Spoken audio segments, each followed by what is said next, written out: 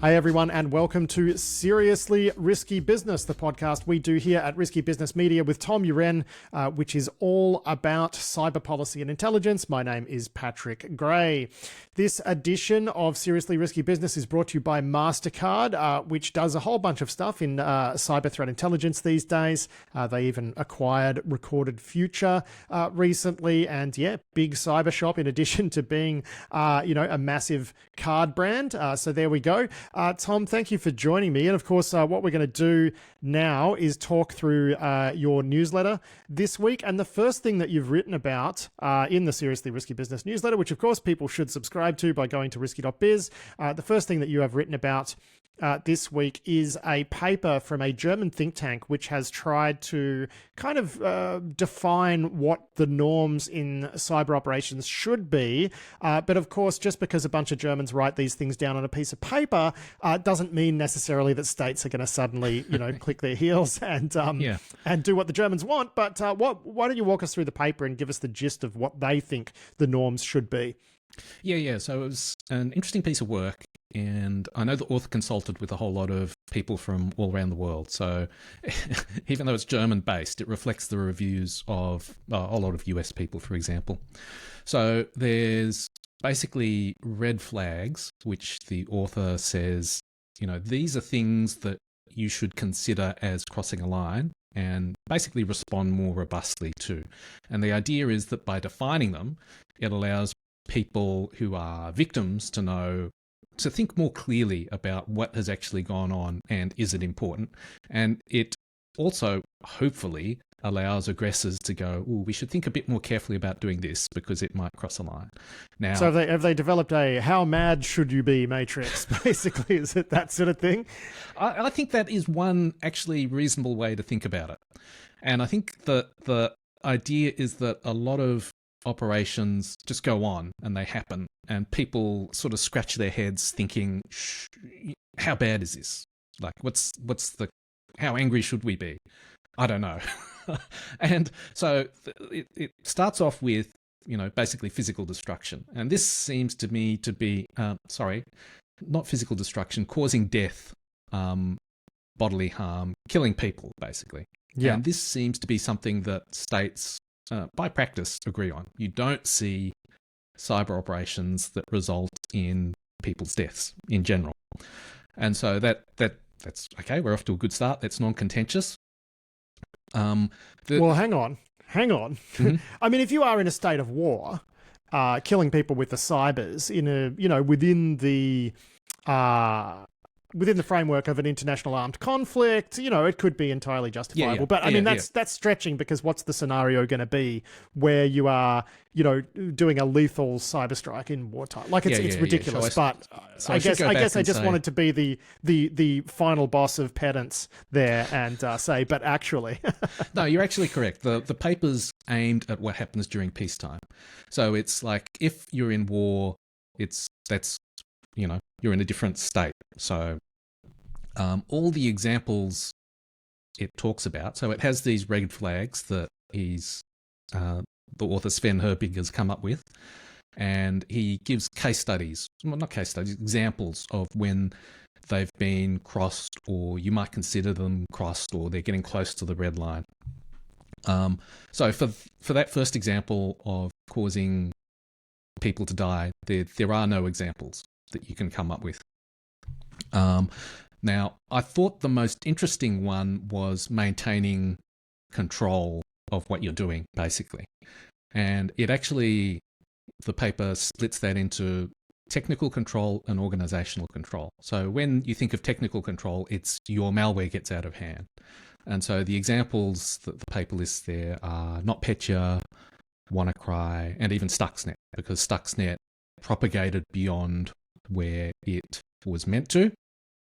Now, those first two, NotPetya and WannaCry, I think it's pretty clear that they caused huge collateral damage, and no state wants that to happen by accident.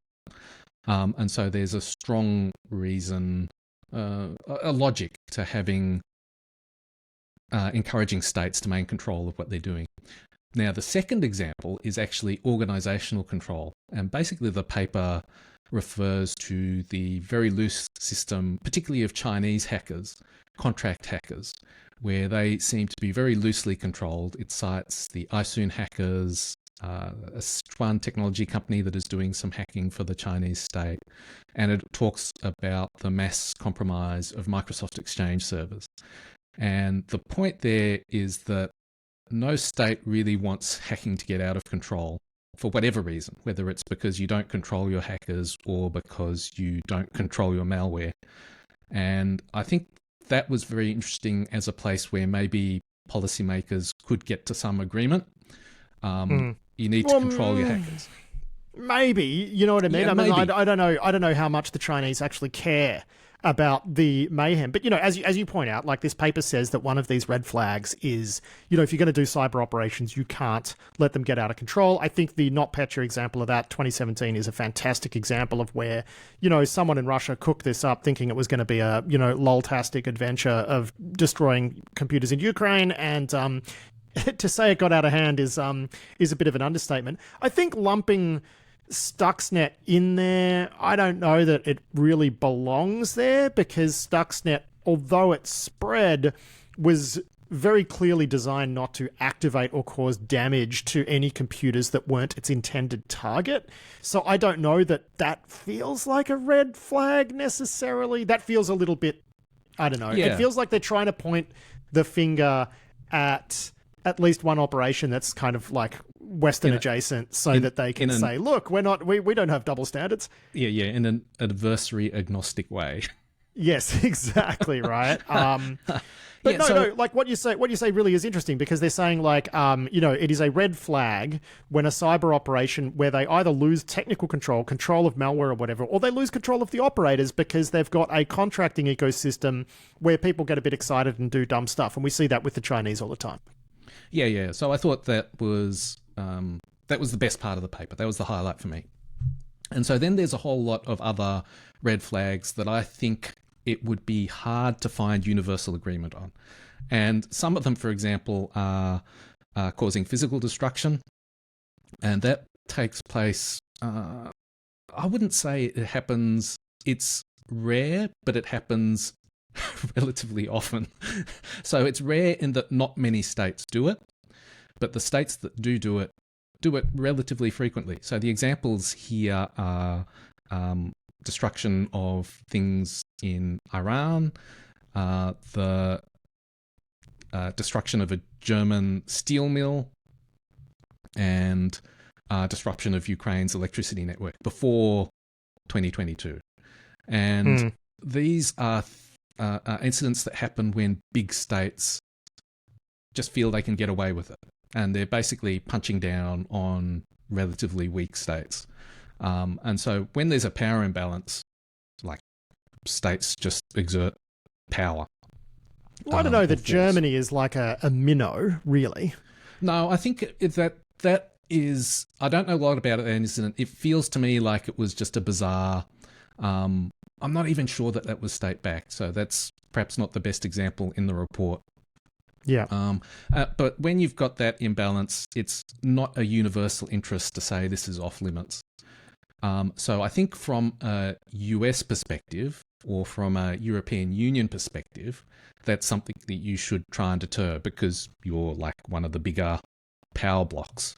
And in a way, I think this paper is probably most useful for the European Union, because you're trying to get like 27 different member states on the same page. And I think it's quite clarifying the thinking in it. Yeah. Now, another example of a red flag that I think probably everyone agrees with is interference with domestic political processes. Now, this is problematic, I think, because people do it relatively frequently. It's happened in the US election, the French election, Ukrainian elections, and you see examples again of larger states trying to influence smaller states all the time. Like, this is not uncommon at all. And so it's very difficult.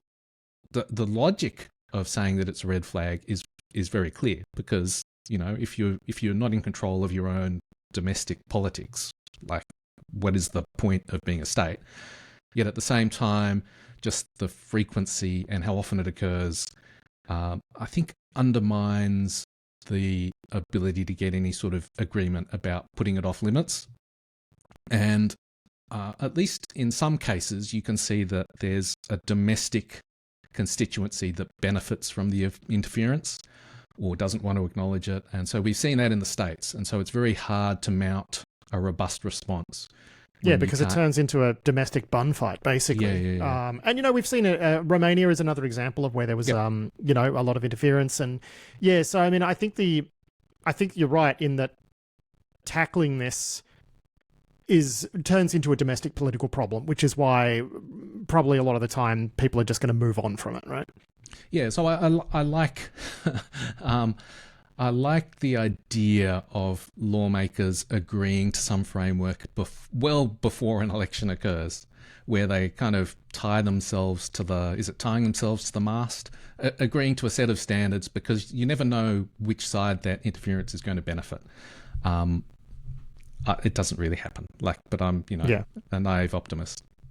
Yeah, and there's other red flags here too, which are interesting, which are like, you shouldn't pre-position for civilian disruption, a la Volt Typhoon, which is what the Chinese are doing, and, prepare the military battleground. You shouldn't do these pre-positioning sort of attacks. I don't know. I think people are going to continue to do them, and it's unrealistic to think that they won't. Just as an aside, though, the Chinese put out something recently. Where is it? That's right. The Chinese government released a white paper on arms control, and their cyber section, they were talking about how China opposes attempts to own the domain from a position of strength and carry out large-scale systemic and indiscriminate theft and cyber attacks around the globe. Who could they be talking about? It condemns a certain country's wanton targeting of other nations' critical infrastructure and cyber attacks, which places global critical infrastructure at grave risk. It is like they literally wrote a paper getting mad at themselves for what they do. It's just so bizarre. And you have a little write-up of that in this week's show notes. And I was very proud to come up with the headline for that one, which is China, the world's most innocent and fluffy cyber bunnies. They are the baby deers of cyber operations. Little poor baby deers.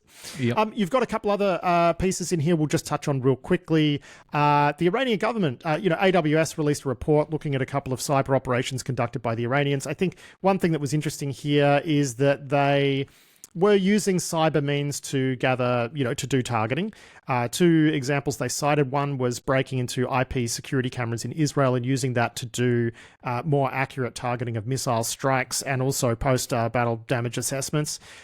We've seen the Russians do this in Ukraine as well, and probably vice versa. This seems like a pretty standard thing these days. But also it looked like the Iranians broke into some computers on ships so that they could access local AIS information, identify ships for targeting by the Houthis, which are essentially an Iranian proxy. That's kind of interesting that the Iranians have the wherewithal to actually be able to do real-time sort of intelligence on ship locations and actually get that information across to a proxy for targeting. Yeah. I think doing that in a real-time way is actually surprisingly hard. If you naively think about it, it's just, well, I don't know, don't you just get on the phone and tell someone? but to do it as a process, you actually need some organizational structures and the good kind of bureaucracy. So I think it is an interesting nugget of information there. Yeah. And of course, you've got a very short write-up here about how Anthropic, the CEO of Anthropic, has been called to testify before Congress. You make the point that, and I made a similar point when talking about this on the main weekly show, where there's going to be forces within these companies that are going to want to stop the sort of reports coming out that led to them being called before Congress. Of course, Anthropic released a report a couple of weeks ago looking at how the Chinese Ministry of State Security was using Claude to automate parts of its cyber campaigns. You seem more worried about that than I am. I can imagine that the people who are pro-releasing this sort of information are going to win the argument, which is if we sweep this under the rug, it could blow up in our faces and we'll look like we've been concealing stuff, and that will be much worse. But, it is... I think the thing is that dynamic exists in companies all the time. And many times they do sweep things under the carpet and it blows up in their face. And so it's the short-term, That's a solid counterpoint there, Guy. Yeah, solid counterpoint. So I think that it's an opportunity to Congress to say, these reports are excellent. We need to keep them coming. We want you to devote time and effort to doing that. And I think just setting an expectation would be great. Yeah, I mean, I think the biggest shocker of the year actually was the Meta thing recently, where it turned out something like 20% of their ad revenue came from fraud, and they knew it, and didn't actually want to tackle it so much because it would hurt the bottom line, right? Yeah, that was a kind of shocking report. And so I think that dynamic goes on all the time in companies, and it's a battle to get to a place that the public should be happy with. Yeah, I think AI might be a little different in that, well, I mean, if they've got half a brain, they will not try to conceal this sort of stuff because it is a sector that so many people want to see regulated and heavily, right? So, but you're right. I mean, there's dumbasses everywhere, right? And they might try to do the wrong thing here, and then it'll blow up in their faces, and then we'll be talking about it in a podcast in like a year or two from now, so that'll be fun. Yeah. All right, Tom Uren, that is it for this edition of Seriously Risky Business. Thank you so much for your wonderful work on this week's newsletter and for discussing it with me. Cheers. Thanks, Pat.